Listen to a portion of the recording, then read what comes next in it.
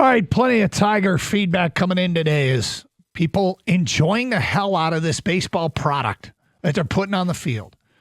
Like this one from Jeff in Bay City.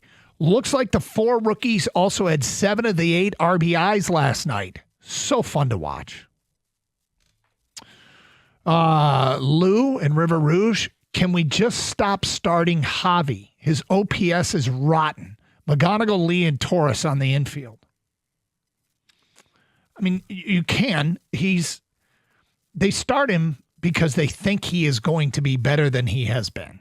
He doesn't have a ton of at-bats this year. I know he had the injury, but what do you have happen to have his stats in front of you? Why, of course, Doug. No, he doesn't have a ton of at-bats. He's only got 134 at-bats this year. Okay. And his OPS is down to 649. Now, the reason for that is an injury. I'm not bringing it up to say they're not playing him a ton because they are playing him. It feels like, 3 out of every 4 games. But I'm bringing it up because they play players that they think are going to perform for them. It's not about what they've done. It's, okay, we expect that eventually he'll start to produce at a higher rate. When guys are cold, you don't hit, when you're a 250 hitter, that doesn't mean you have literally 1 hit in every 4 at-bats. Right. You're going to go 0 for 12, and then you're going to go 4 for 4 and be a 250 hitter.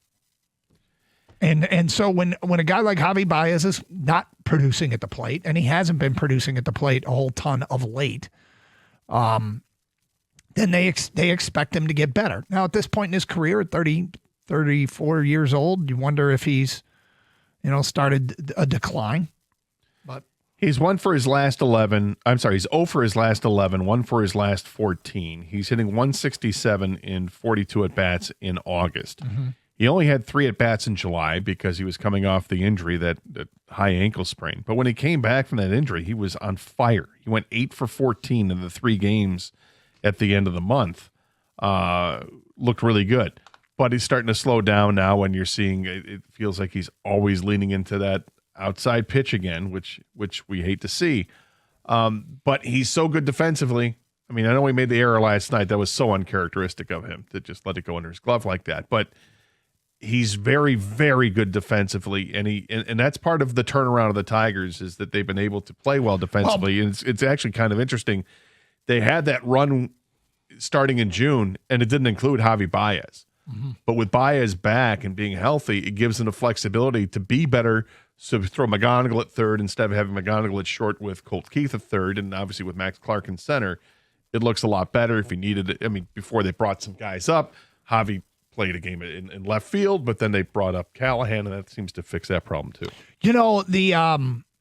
The fact is they play players that through slumps, so that when they do correct, you said you have the stats in front of you. What's Zach McKinstry hitting this month? I just had Javi up there. McKinstry is hitting extraordinarily well. It's like 326, I believe. He's hitting 326, a 442 on base percentage, and an 861 OPS. He's getting on base almost half the time in this month. It's 43 at bats. He's done a heck of a job. 7 walks and 14 hits in the 43 at bats. All right, here's some Lions feedback. And Kang, I will read them. Regarding the reports from yesterday's scrimmage. Mm-hmm. And we said the defense ruled the day. Made us wonder, is there anything wrong with the offense? But the defense, the question is, how hard do you have to squint to see this team being actually decent on defense? Here's some of the feedback we've gotten. Citing scrimmage stats might be the most loser thing I've ever heard. Give me a break. Next text. Gotta love how you guys and so many fans get all hyped up about hearing, quote, how good this team looks in camp, and all the other praise you hear coming from reports. These have been the exact same reports coming out of Lions camp for 50 years. The season letdown will also be the exact same. Oh. Shoot, I thought we had a chance. I better not watch. No. So a couple things about this. One is, thank you so much for listening to our show. 2 is... Is his name Ray? Because he's just a ray of sunshine. Well, these are two separate texters. Might be Ray and Ray's buddy. If a player like Ennis Rakestraw has an interception in Off a tip practice, pass.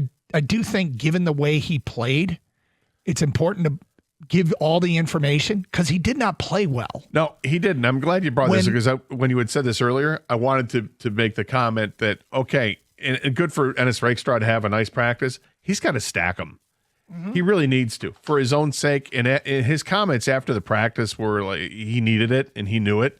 And he had to concentrate to make that interception off the tip pass, and because he bobbled it at first but was able to haul it in and had some other good plays, but also got beat on a couple plays in practice. But he needs to stack good practices on top of each other just so that he can feel good about himself. He's healthy recently. He came out of the game last week, but he's healthy enough to practice now, so that's not a concern. So get out there, do what you got to do. He's still supporting the run, making plays in that part of the game, which the team likes, and he's going to be a work in progress.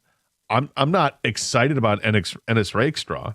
I'm encouraged they had a nice practice, but you got to put more of those together than just the one. And I don't think you were saying anything like was too glowing about him. When you talk about the problem, okay, if the defense looks good, does that mean the offense looks bad? The offense is going through it right now because they don't have a center. They don't know who's going to play center. They went the first week with McLaughlin there because Scruggs wasn't healthy enough to play, and they didn't want to take reps away from McLaughlin. First week without Cade Mays. Yes, first week without Cade Mays. And, then over the weekend, Tate Ratledge gets all the reps at the number one center, and then now it's Juice Scruggs that's getting the reps at center. And then you had Scruggs and McLaughlin splitting time in the workout last night, and both of them apparently had some errant snaps, and Ratledge didn't have a great practice the other day when he was working with the ones, because none of these guys are centers, or at least they're not expected to be the top center. McLaughlin had certainly played it in college, but Mace was supposed to be the guy. So these guys haven't had a ton of work with Jared Goff.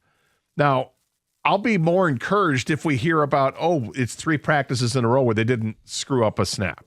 That'd be great to hear. In the meantime, that's a problem for this team, and they're going to have to work through it and figure out what the best combination is between left guard, right guard, center, because it feels like they're trying to mix and match a little bit. See, okay, if Ratledge ends up giving them the best opportunity at center, then is Miles Frazier the best opportunity at guard, or is Ben Barch a better opportunity at guard, or Scruggs or Mahogany, or whatever it is?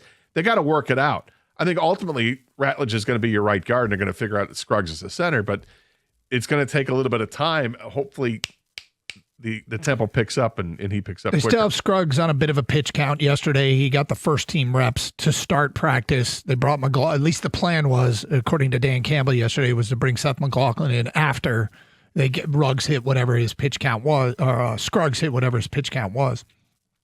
What do you make of the way the second texter finished? The letdown will the season letdown will also be the same. Yeah, same as what? Before they started making the playoffs, before they turned this franchise around? See, you're already thinking that this team's done? I mean, that's what I infer from that. So, look, none of the preseason talk matters. I don't think that but we're going to talk about it. And guess what? This is a sports talk radio show that's going to talk about sports when they happen. There was no game yesterday. There's no game to preview today. They had a practice yesterday. Here's what happened in the practice. So guess what? This is what we're going to do. Secondly is, I judge and this goes back for eras, every Lions regime are based solely on what they do from the time they get here until now. They are in the mix. If you don't think they're in the mix to win a Super Bowl, I don't know what to tell you. Are they going to win a Super Bowl? If you want to say no, it's the safest position in sports, because you're saying any team in any sport, if you offer me the field and you get one team, I'll always take the field. Always. Before a season starts. You can have one team and give me the field, I'll take the field. Now, I want to be fair. Are we guilty at all of like, I'll look at myself personally. Did I say like a half an hour ago talking about how Tyreek Williams has changed his body, and is that something we've heard year after year where some other player has done that? Yeah, we've heard that. Am I getting too excited about reading the clippings on Aleem McNeil and how he's back to being healthy. I mean, I can take a step back and say maybe if that's what the person heard me say, and they, here we go again with all that talk, fair enough. I'll own that with those two players. But I think when it comes to overall practice, I don't think we've been too effusive in praise of anything that's happened in practice. Now, if you want doom and gloom, there are plenty of places you can find that. Plenty of places you can find that.